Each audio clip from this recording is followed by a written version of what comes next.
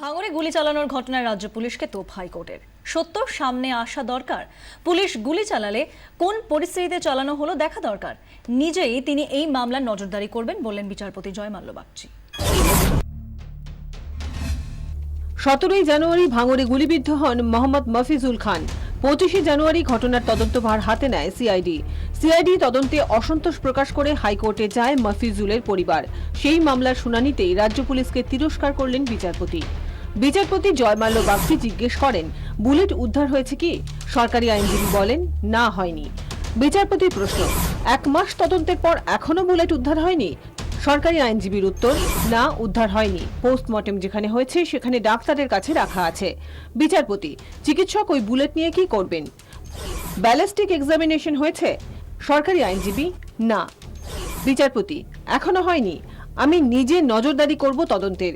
সত্যটা সামনে আসা দরকার। বিচারপতি বলেন, যদি সত্যি পুলিশ গুলি চালিয়ে থাকে তাহলে পরিস্থিতি ব্যাখ্যা করবে। যদি পুলিশ সত্যি গুলি চালিয়ে থাকে তাহলে কি এমন দরকার পড়লো যে গুলি চালাতে হলো? যদি পুলিশ গুলি নাও চালিয়ে থাকে তাহলে কে গুলি চালালো? ওখানে কোনো বেআইনি জমায়েত হয়নি বলে জানিয়েছে পুলিশ। তাহলে পুলিশ গুলি চালালো কেন? এই বিভ্রান্তি দূর হওয়া দরকার। কেন এফআইআর হয়নি? টাটা সুমোয় এসে যদি কেউ গুলি চালায় তাহলে কে গুলি চালালো? বিচারপতি বলেন, আইন রক্ষকের গুলিতে যে কোনো ধরনের মৃত্যু অত্যন্ত স্পর্শকাতর বিষয়। মহামান্য বিচারপতি জয়মাল্য বাগচি নির্দেশ দিলেন যে ইনভেস্টিগেশনটা চলছে ভাঙড়ে, 25 তারিখে যে সিআইডির ইনভেস্টিগেশন চলছিল সেই ইনভেস্টিগেশনটা হাইকোর্ট মনিটরিংয়ে চলতে পারে এবং যে ইনভেস্টিগেশনের সিডি এবং ফরেন্সিক রিপোর্ট সহ 4 সপ্তাহ বাদে আয়র পার্সোনাল অ্যাপিয়ারেন্স হয়ে সেই নথি পেশ করবে কোর্টে। শ্রাবন্তী সাহা, 24 ঘন্টা।